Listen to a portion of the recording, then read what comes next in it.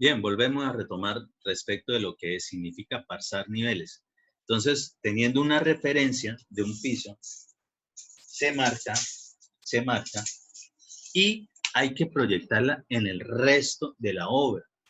¿Para qué? Para poder identificar qué tanto está subiendo o bajando ese piso, es decir, ese nivel. ¿Para qué nos sirve eso o por qué tiene que saberlo hacer un oficial? Porque siempre hay que tener una referencia para proyectar alturas, ¿sí? Alturas de la edificación, alturas de medidas de puertas, de medidas de ventanas, alturas que tengan que ver con las instalaciones hidráulicas, sanitarias, eléctricas, ubicación de, digamos, lo que tiene que ver con los pisos específicamente. Si es en un baño, entonces, ¿con qué desnivel se va a trabajar? Todo eso obligatoriamente requiere de pasar niveles. ¿Y cómo hace usted para trasladar una medida de un lado a otro lado de la habitación, del recinto, de la casa, de la obra? Entonces aquí es donde viene. Obligatoriamente hay muchas formas de pasarlos. Existen, digamos, aparaticos, equipos que pueden proyectar un haz de luz, ¿sí? Los que trabajan con láser, y perfectamente le manda un haz, un reflejo, donde usted puede proyectar durante todo, cada vez que golpee algo, supongamos una estaca, supongamos una columna, supongamos un muro, estar proyectando ese mismo nivel en todo lado, entonces queda fácil de marcar. ¿Que los pueden utilizar? Claro que sí, son buenos equipos. El detalle es que esos equipos normalmente son costosos y no todas las veces esos equipos usted también se los puede soltar a cualquier trabajador de la construcción. Ellos son muy buenos para hacer obras, digamos, fuertes, pero que sean delicados, se sale un poquito del ámbito normal de nuestros trabajadores de la construcción. Con eso, quiere decir de que normalmente en obra se puede desarrollar sin necesidad de esos grandes equipos, ¿sí? Incluso también se puede hacer con referencias de estaciones totales y eso, dependiendo de la obra. Pero en obras normales, los trabajadores, los de la construcción, los oficiales, utilizan o van a utilizar lo que son las mangueras de niveles. Entonces, ahí de una vez vamos colocando lo que son las equipos o herramientas que ellos deben tener o que deben saber manejar.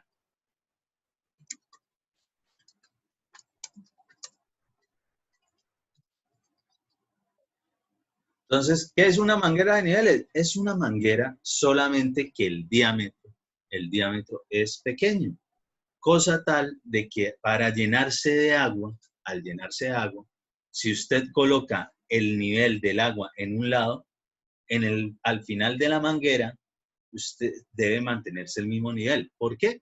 Porque desde el punto de vista de física en mecánica de fluidos, lo que es la teoría de los vasos comunicantes generan de que un nivel en un mismo equipo de agua se debe mantener en todo lado. Entonces, si tiene el nivel aquí, así sea una distancia muy larga, debe ser el mismo nivel en el otro lado, ya que está dentro del mismo sistema. Entonces, así es que se pasan niveles por intermedio de la manguera de niveles. Pues digamos que aquí sí, tal vez les consiga algún videito, algunas fotos de eso, porque normalmente en construcciones sí los pongo a que pasen los niveles allá en el salón, pero pues aquí queda como difícil mandarles una manguera desde acá. Entonces lo haremos, por lo menos tendrán la referencia de a qué es que estamos llegando con este tema. Eso es una cosa fundamental, porque pasar niveles hay que hacerlo prácticamente a cada rato durante todo el desarrollo del proyecto. Pasar niveles se utiliza para, por ejemplo, la cimentación, las excavaciones, ubicación de instalaciones hidráulicas sanitarias, estructura, muros, acabados, toda esa vaina. Es decir, todo lo que a la final va a componer la obra que estemos realizando. Adicional de eso, entonces, eso es una de las cosas que mínimo tiene que saber un oficial. Debe saber aplomar. Eso es otra cosa que tiene que saber hacer un oficial de construcción. ¿Qué entienden ustedes por aplomar? No se asusten.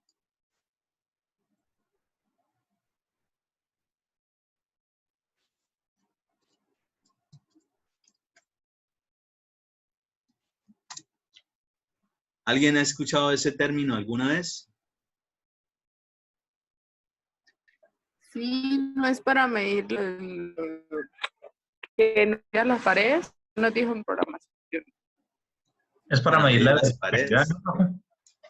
Específicamente es para medir la verticalidad de algo, de lo que sea en construcción.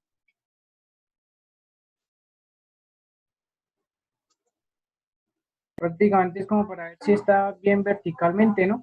Exactamente. Es decir, si algo está derechito o está echado para algún lado, ¿sí? Cuando algo queda derecho y normalmente, específicamente lo que tiene que ver con columnas y muros, ¿sí? Así como decía la compañera, las columnas y los muros deben quedar, pues si en el diseño dice que están todos verticales, es decir, a 90 grados con la referencia del piso, pues así tienen que construirse. ¿Y cómo hace usted para que cuando lo esté realizando le vaya a quedar hacia el final? Ah, bueno, toca utilizar un instrumento que se denomina plomada y estar verificando desde el molde, es decir, desde la formaleta, que todo eso quede con la verticalidad que es. Lo mismo los muros toca ir verificando cada 2, cada 3 hiladas que esté el muro levantándose todo en una sola vertical, es decir, que no esté echando para un lado o para el otro. ¿Por qué? Porque eso va a generar eventualmente volcamientos. Entonces nosotros necesitamos que las cosas queden derechitas verticalmente.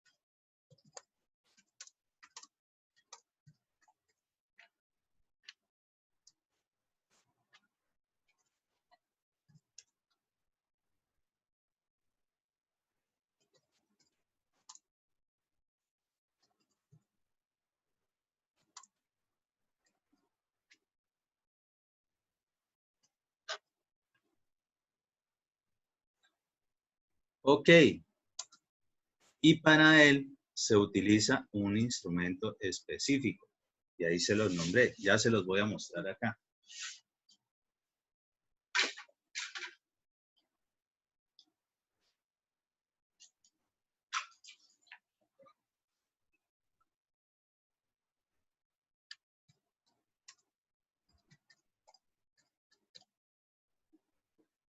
Se utiliza un elemento de construcción que se denomina plomada, ¿sí? ¿Y la plomada qué es? No es más que una parte que tiene cierto diámetro, ¿sí? Que es pesada, es decir, la acción de la gravedad genera de que ella esté siempre tirando hacia abajo y existe otra parte del elemento, puede ser plástico o de madera, que debe tener el diámetro precisamente del elemento pesado. Entonces, esta medida y esta medida tienen que ser iguales. ¿Para qué? Para poder garantizar que esa unión que ellos tienen, que es una pita, un cordel, logre deslizarse sin problema. Tiene un orificio, esta parte, esta base.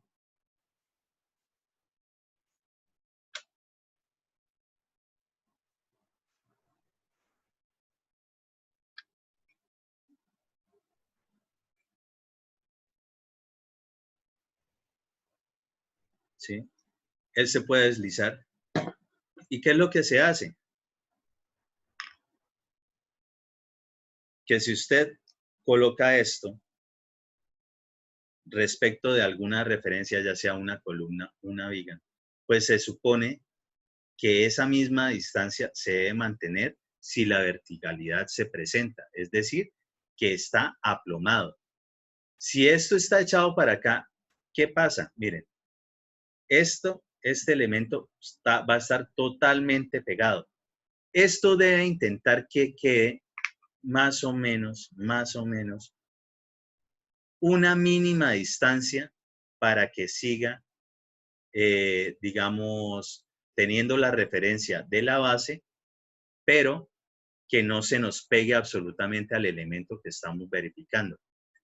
¿Qué tanto puede permitirse que esté despegado? La verdad, casi que la medida de la cédula, el espesor de la cédula, ¿sí? De ahí para allá, lo que genera es que el elemento puede estar echado para un lado o echado para el otro. Supongamos que ahorita les hice el ejemplo respecto de que si estuviese, digamos, desplomado hacia el otro lado. Si está echado hacia el otro lado, pues esto está totalmente pegado al elemento que estoy midiendo. Pero si ahora ese elemento, ya sea el muro, sea la columna o lo que sea que esté verificando, la verticalidad, está echado hacia la zona donde usted está midiendo, supongamos algo así, estoy exagerando una inclinación, notarán la diferencia que hay entre que esto está totalmente pegado al elemento y esto está muy despegado.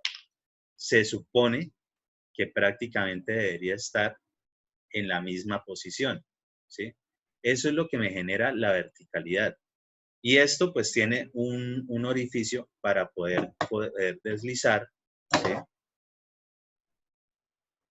Para medir desde más altura. Ojo, esto normalmente es lo que se utiliza para poder realizar la actividad de muros, la actividad de columnas. Tanto el formaleteado como cuando ya está fundida, hay que verificarlo siempre. ¿Qué pasa en una edificación que es muy alta? Pues ahí se utiliza otra cosa que se denominan calandros, que no es más que esto mismo, pero desarrollado ahora artesanalmente en obra. ¿Por qué? Pues porque es muy difícil conseguir una medida de cordel tan larga que usted pueda verificar sin ningún problema desde la altura que sea hasta abajo. Entonces, para eso, para estar verificando fácilmente durante todo el proyecto a medida que vamos subiendo en una construcción, se utilizan lo que son los calandros. ¿Y qué es un calandro?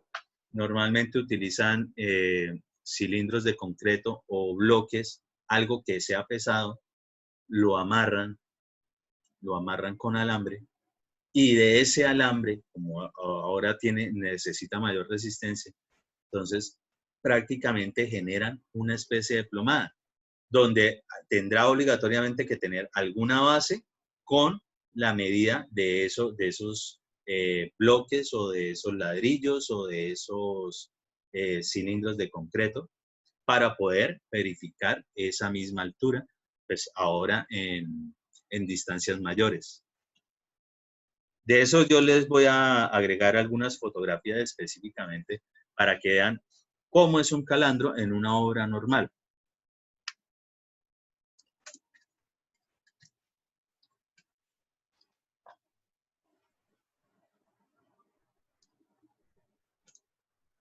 ¿Qué más debe saber este señor? Debe saber interpretar planos.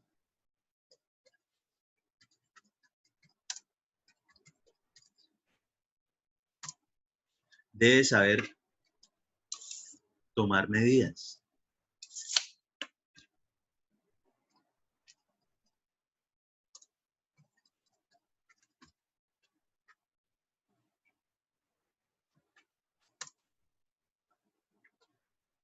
Dentro de lo que son las actividades. Esto se desarrolla durante muchas actividades, esto de pasar niveles, esto de verificar plomadas, de corroborar medidas, pero aparte de eso debe saber desarrollar ciertas actividades mínimas.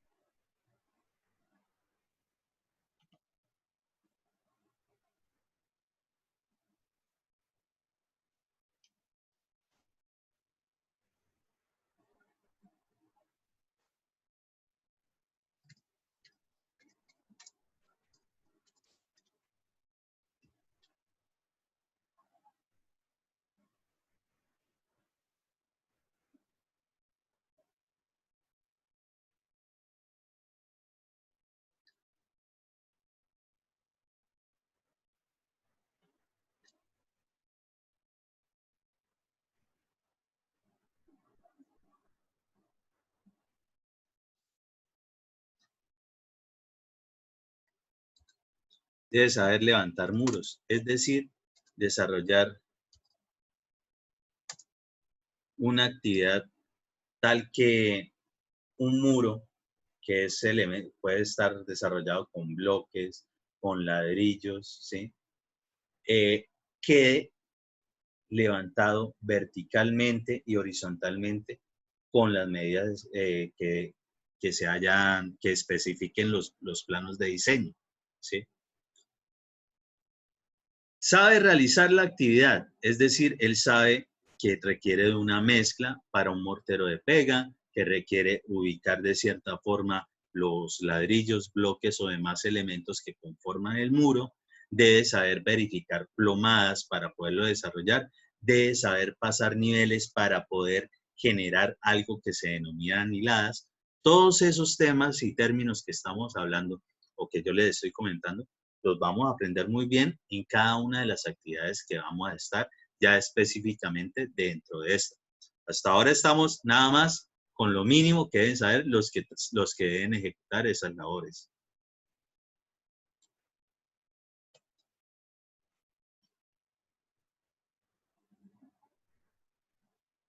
¿Qué más debe saber un oficial?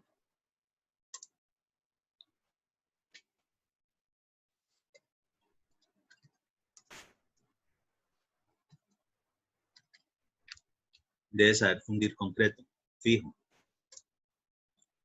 ¿Qué más debe saber un oficial? Normalmente cualquier oficial fijo debe saber pañetar.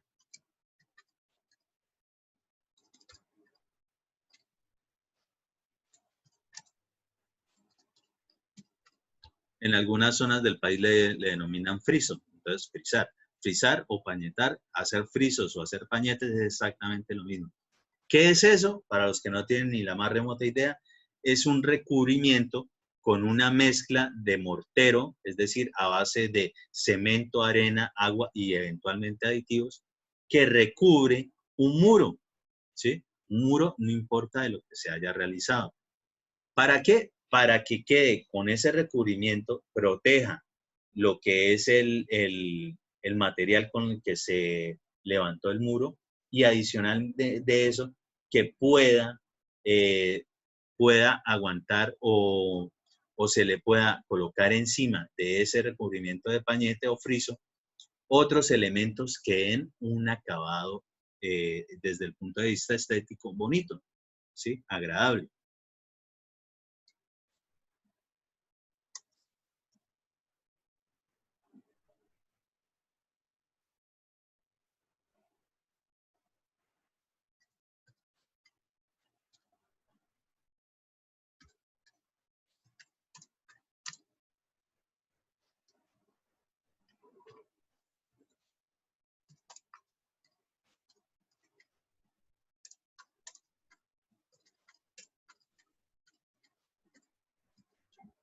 ¿Qué más tiene que saber?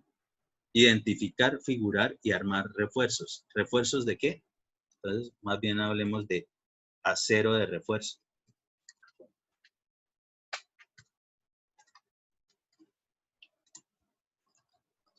Recordemos que el concreto reforzado, el refuerzo al que hace referencia precisamente es con acero, varillas de acero. De diámetros vamos a ver que existe refuerzo longitudinal, refuerzo transversal, lo que son estribos o flejes, ¿sí? Que tienen ciertas medidas de unos dobleces que se denominan ganchos, que hay que hacerle algún, que como no tenemos una fábrica de fundición de acero en toda la obra, pues no podemos sacar varillas de exactamente la medida que requerimos para el proyecto. Entonces nos toca comprar según la medida comercial que se consigue. Y sobre ella, si es el caso, generar traslapos, es decir, poder juntar unas con otras para simular de que es un solo elemento, ¿sí? Todo eso también lo trataremos cuando estemos realizando todo lo que tiene que ver con refuerzo en acero. Entonces sabe fundir, sabe pasar niveles, sabe aplomar, sabe pañetar, identificar y armar refuerzos. Normalmente también sabe enchapar.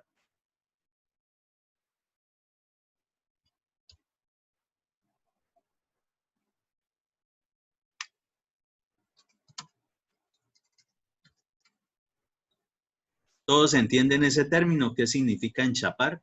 ¿O alguien no sabe ni siquiera de qué estoy hablando ahí?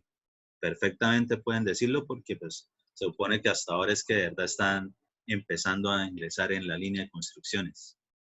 ¿Alguien no sabe qué? O alguien que nos diga qué entiende por enchapar.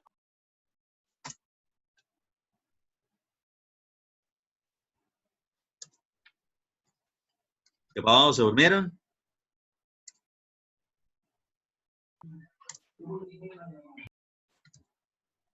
No. ¿Hablas un poquito más duro?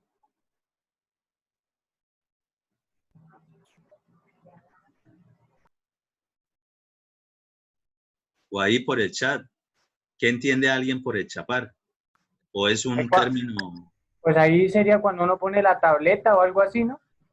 Cuando uno pone tableta o en los baños es donde uno ve más común lo que son los enchapes. Hay enchapes de muro, hay enchapes de piso. Es decir, todos esos elementos cerámicos u otros elementos que se colocan para revestir y dar un acabado a algún muro o a un piso. Eso es enchapar. Es decir, colocarle cosas, pegarlas, para que ahora se vea con eso que le estamos pegando. Eso es un acabado de tipo O enchape. también en algunas paredes como son los acabados venecianos. Eso no es un enchape como tal.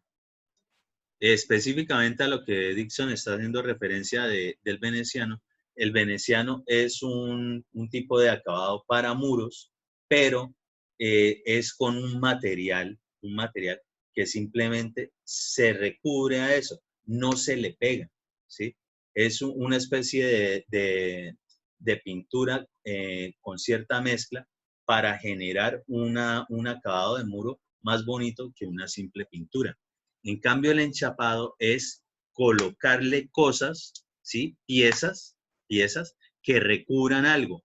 Entonces, esas piezas que recubren algo, viene por piezas, es lo que se conoce como enchape y puede ser para muros y pisos. Ahora, si eso, lo que hace referencia a Dixon del veneciano, estuviese realizado por secciones, por piezas, ahí sí, porque obligatoriamente tendríamos que pegárselas al muro o a los pisos. Pero es específicamente hecho. Enchapar es colocarle piezas pegadas a un elemento para recubrirlo, pero viene por piezas, ¿sí? Y por eso es que les hago el ejemplo de lo que son los baños. En los baños, todo lo que son los enchapes de muro y pisos, pues están normalmente a la vista.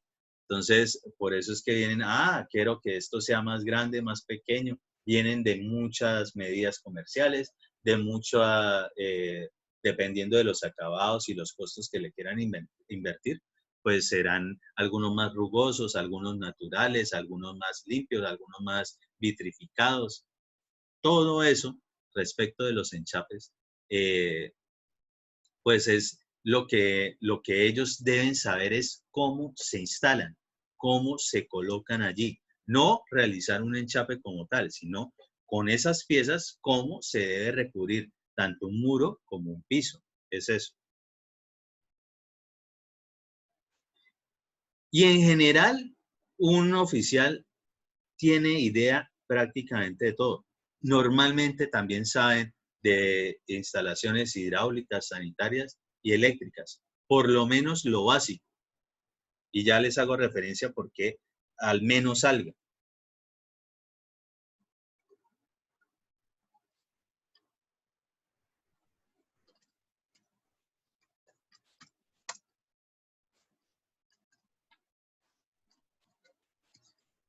Cada vez que yo les nombre de aquí en adelante instalaciones hidráulicas es lo que tiene que ver con transporte de agua potable y trabaja a presión, ¿sí? Instalación hidráulica. Las instalaciones hidráulicas son aquellas para transporte de agua potable y es a presión, es decir, la tubería está a tubo lleno y trabaja a presión. Cuando hable de instalaciones sanitarias,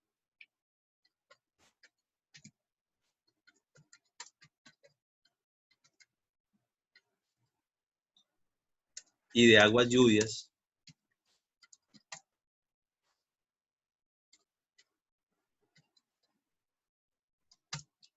siempre haremos referencia a tuberías que se desarrollan como un canal abierto.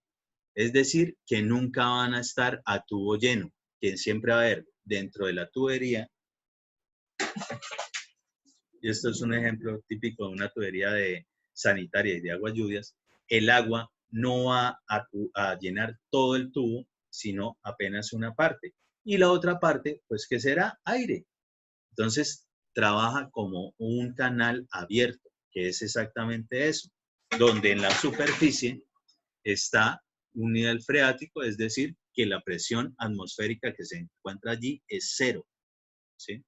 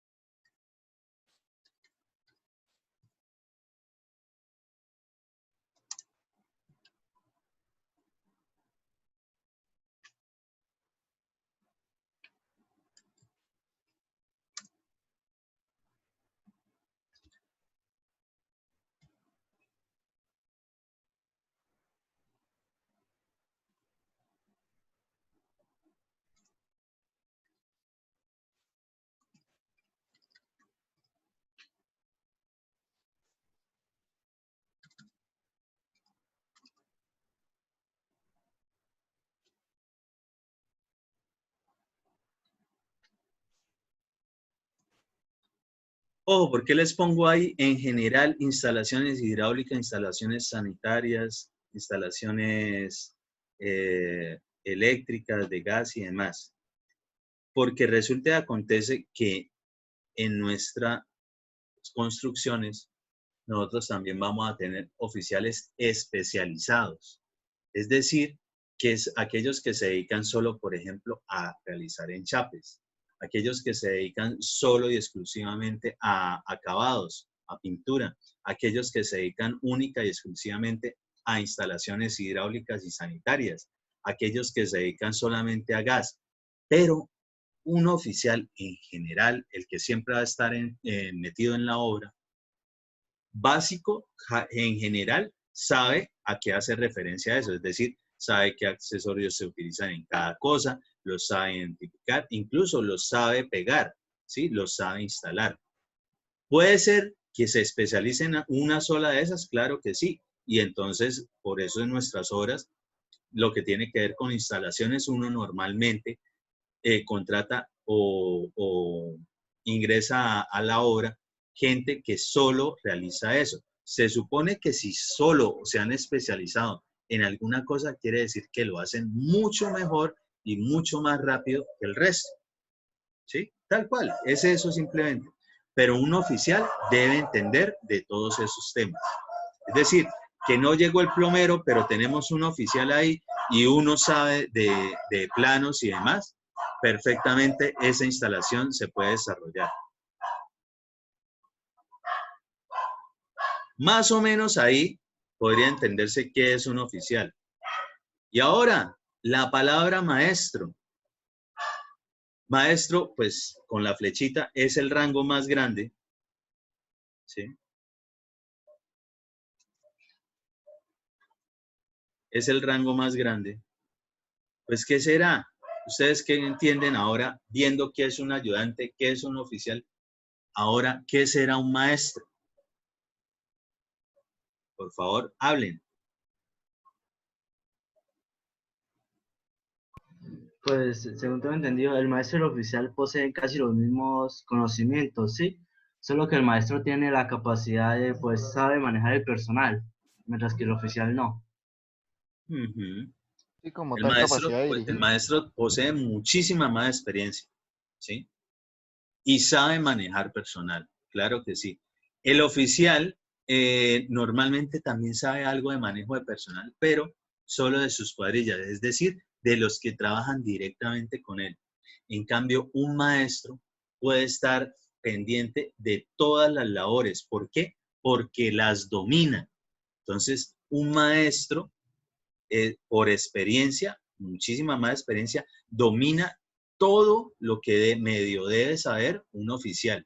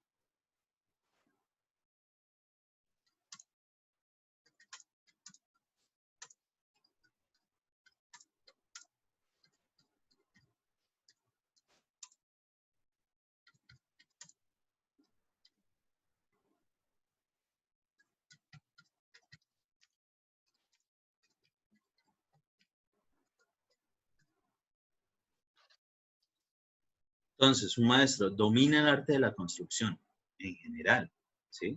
Es decir, es un oficial que ha desarrollado las labores de oficial durante mucho tiempo, tanto así que ya entiende cómo es una construcción en general. Es decir, sabe todo lo del oficial, sabe interpretar planos, sabe medir, sabe. ¿Por qué domina? Porque con tanta experiencia de haberlo realizado, ahora puede empezar a supervisar a otros que él ponga a desarrollar. ¿A qué otros? Oficiales. Es decir, un maestro siempre va a mandar a los oficiales o al oficial que esté en la obra, ¿sí? Es el rango más alto. Un maestro puede interpretar muy bien un plano, ¿sí? Dependiendo de la experiencia del maestro, puede estar incluso haciendo sugerencias respecto de algún proceso constructivo. ¿Sí?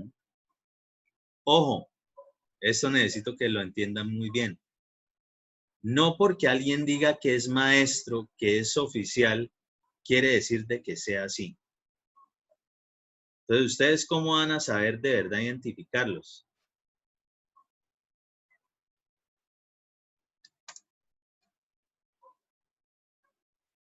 Pues ustedes podrán realizarle, digamos que cierto tipo de pruebas.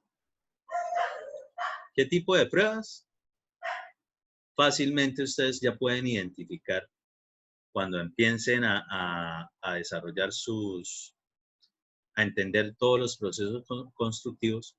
Ustedes pueden poner a cualquier persona que llegue a una obra de ustedes una especie de examen.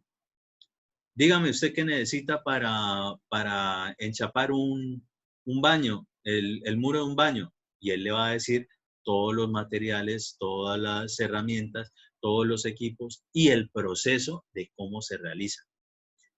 Por eso es que nosotros tenemos que dominar eso, tal como el maestro. ¿Qué pasa entre un maestro y un ingeniero civil? Pues que el maestro no tuvo estudios, ¿sí? Con base teórica, técnica y práctica en una universidad como para poder también generar unas soluciones adicionales que correspondan a una reglamentación desde el punto de vista del sismo resistencia. Ellos quedan hasta ahí. Pero nosotros requerimos de los maestros normalmente cuando son obras muy grandes. Obras que son más pequeñas, perfectamente se realizan con oficiales, que uno está sobre ellos y ellos con el resto de ayudantes. Muchachos, ya va a terminar. Les voy a dar la siguiente sesión y ahorita hablamos preciso hasta dónde le vamos a dar la clase. ¿Listo?